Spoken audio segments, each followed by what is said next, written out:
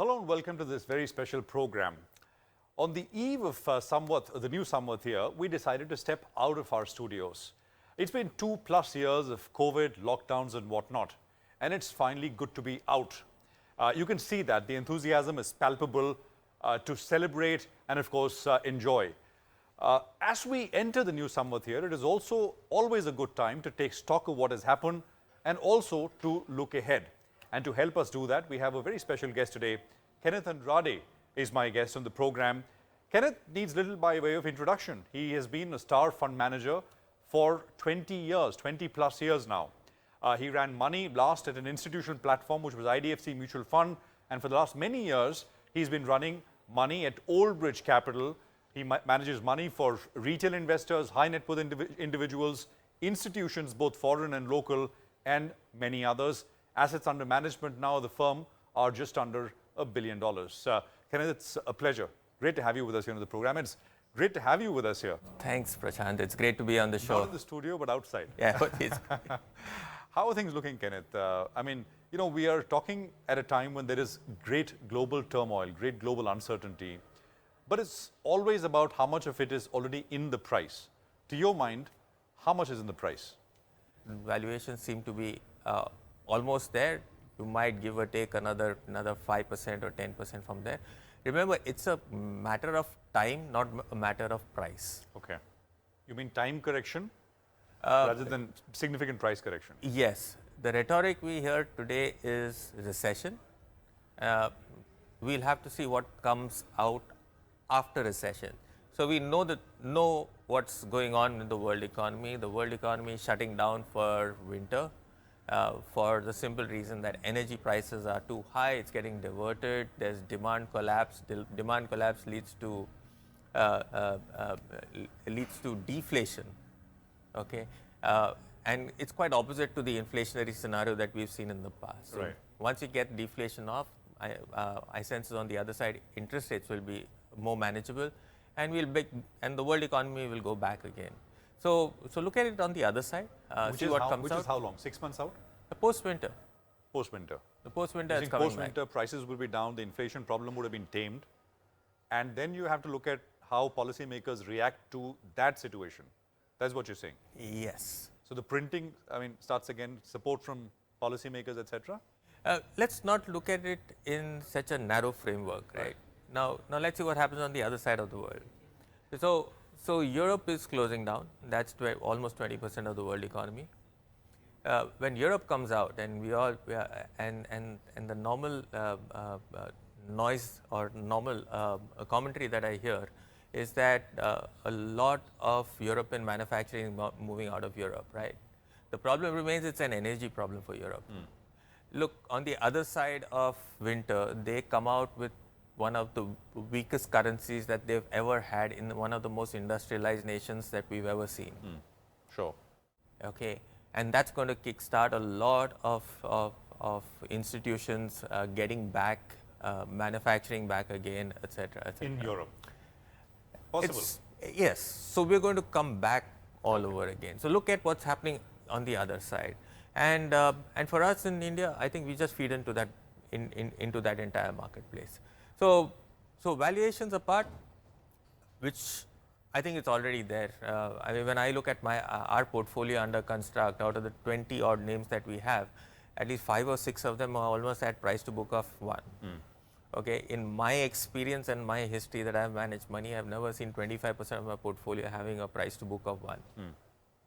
Okay. 25% of the portfolio. 25% of the names that are there are price to book of number 1. There are very few companies that have that exist in the Indian environment that have not gone through that stress test and have come back extremely profitably. So balance sheets have also cleaned up. India corporate is sitting at a historical low in leverage historical low. So we've got data since 1999. 99 data goes back to say that corporate, the BSE 500 manufacturing or non-banking businesses were at a debt equity of 0.6. We're down to a debt equity of 0.5. Plus, we've got capacity at 75%. Now, this is a killer combination. I mean, you got capacity utilization at 75%, and you got all the capacity to leverage. You got operating leverage and you got financial leverage. So my sense is that you're not going to get stock in cheap in India, right? The only thing is that you got to wait it out for some time. You got to wait for the good news, and the good news is not very far away. Let's get to one area which you really like. I'm talking about commodities, both soft commodities and hard commodities. It's a bit of an anti-consensus kind of view, more so on the hard commodities as compared to soft commodities. Explain why you like that space.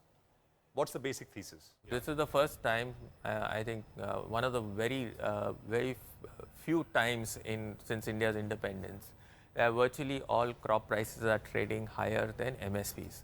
Okay. Okay. This is the first time that we've seen in history that you've got a large industrialization of agriculture. When I say industrialization, agriculture moving into industrial products, right? You've seen it through the ethanol policy. You will see it getting converted into plastic or single-use plastic over the course of the next year, 2 years or 3 years. So you got a new use or new demand pattern emerging for agriculture, and that's kept that along with relatively weak or not favorable monsoons has kept supply reasonably tight. Right. Okay, right. New demand and supply tight, and that's created what we have today. Right.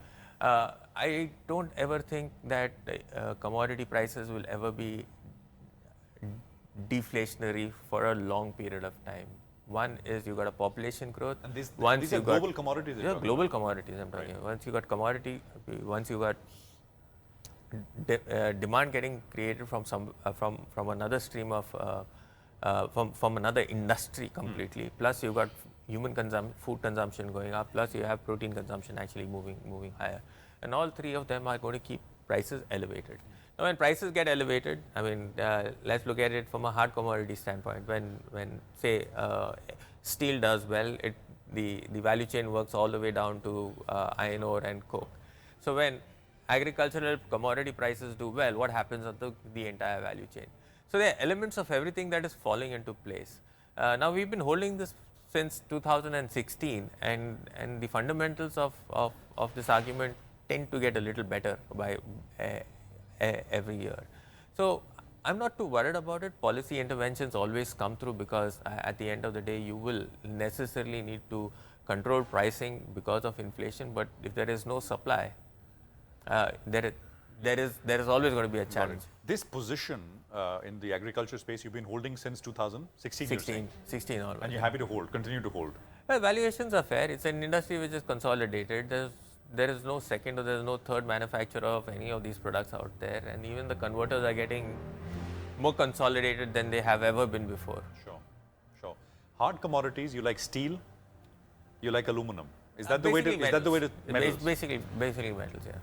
Many believe that the steel, that big move that we saw, I mean, we saw the best of it. It's perhaps behind us. Yes. You disagree? Even if it's behind us, at current valuations, the cash flows are going to be very close to almost historical highs. Okay. So you strip out 2022 numbers, and you even go back to 2021.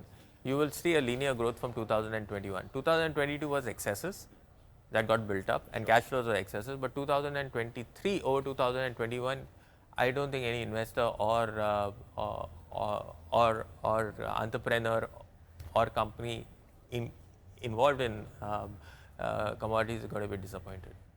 One view of yours, which I know you've held for a long time, is not dislike for banks, but you don't find compelling enough reasons to own financials. Mm-hmm. I mean, if you do a poll amongst market participants, I mean, 95% of market participants are bullish financials, right? They are India facing, they're domestic economy facing, economy does well, banks do well. So, what keeps you away? So let me narrow it down to lending businesses, right? Okay, I have nothing against them. It's not that we don't dislike them, but if you approach the subject like we do, so there's a liability side and there's an asset side. Liability side is banks, asset side is they lend to a host of other industries, right? We like our position on the other side of the balance sheet. Okay, but let's look at what's happening in financials or banks, in banks, etc. Yes, they've got a very high correlation to GDP growth, but what's happened over the last 3 years, okay, and what's happened in the last 3 years is that the businesses, the economy is done well. It is not necessary that these banks are all profitable. Okay. Okay. Okay, so this year you've got a bounce back in profitability, and all of that has come because lower credit costs. My sense is credit costs is going to be part and parcel of what you will see in 2023, 2024, 25, 26. You have to provide for higher. You're saying problems on the asset quality front are coming back? It will always be there. It's not going to disappear. It's not going to be. It's always going to be there. No, but you're saying there's a fresh cycle coming. Is that what you're saying? I would be very surprised if the quality of the banking balance sheets remain as they are in 2023 year end. 23 year end. Okay, 23 year end, you'll have a great looking balance sheet, but I'll be surprised if that balance sheet will remain as pristine as it is in 2000. As solid. Yeah. And also remember, in banks, it's not a spectrum of banks that are doing well. It's narrowed down to the top 2, 3, 4. So now you're down to stock picking in that sector. Sure. So look, it was 2015 pharmaceutical picked up, then it was down to stock picking within pharmaceuticals. Yeah. Right? Yeah. When you had infrastructure peak out in 2008, okay, you had to go down stock picking to make money in that sector. So it was not volume of profitability in that sector moved significantly higher. Right. So I'd be careful. Careful. Fair enough. What else interests you? IT is a large sector, right? Which has been kind of bombed out because of what's happening. Does that interest you? I mean, that qualifies your 52-week low criteria. Yes, yes. But they're still up almost 80% since for the last 3 years. Right? Right. So they've done extremely well as far as these businesses are concerned. And they've done so because everything's gone in favor of these companies. But what has not gone in favor of these companies is obviously their cost of manpower. I think all of that is getting addressed right now. So valuations are the best that are much better than they've ever looked before. If you go back to that database of IT companies out there, you'll get someone who's available at a 10% cash flow yield. You'll get companies available at a 5% dividend yield. So yes, value in that segment at a 52-week low in a number of those names is emerging, and it's emerging rapidly. So you got them on the screen now, you're watching. Have you bought anything there? So there are two large contributors to urbanization. One is information technology, and the second is financial services. Okay, and they are predominantly down south and some part of west, and probably a little bit in the north. That's predominantly how urbanization has taken place. And if wage increases remain higher than nominal GDP growth, the consumption pattern in those certain areas could be extremely robust. I have a feeling you're leading to real estate. It's the biggest part of your balance sheet. Right. Okay. So play IT, you already are playing this IT-led salary increase boom through the real estate space. Is that what you're saying? Yes, I think one of the bigger part of everyone's balance sheet has to be real estate. I mean, look at your personal balance sheet. Sure. It's either real estate is either on your balance sheet side, or you're paying a lot of rent for it. Yeah. It's either way big. It's either way large. Yeah. So if you go down the consumption basket, it leads.